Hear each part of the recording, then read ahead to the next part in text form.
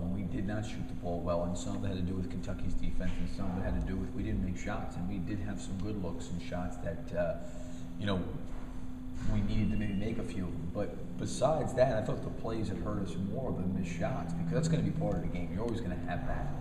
I thought the plays that hurt us were our turnovers,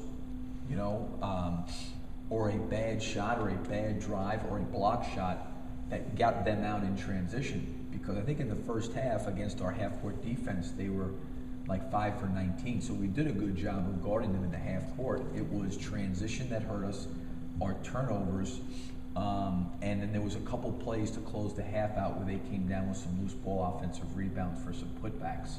And that was really the difference. And then Lamb making back-to-back threes to go into the half.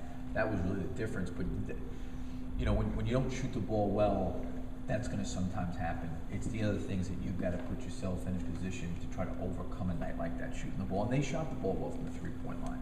Did that kind of bleed over, do you think, into the defensive effort in the second half? Because in the second half, Kentucky starts getting things that they weren't getting in the first half, or was that just maybe a case of getting worn down? I don't think they're worn down. I do think that there's got to be better resiliency in those situations where you're really everything's a grind, everything's a struggle. It's a lot easier playing when the ball's going in the basket. And I think probably for those guys, they probably felt like they were defending fairly decently for a while, but there's no question that there's got to be a real tough mental fortitude that, I'm going to move past all of this to find a way collectively as a group to keep ourselves in the game.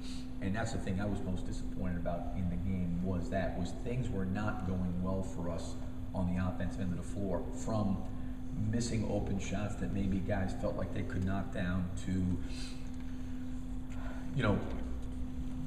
missing some layups by our front court guys, missing tip-ins, missing open threes.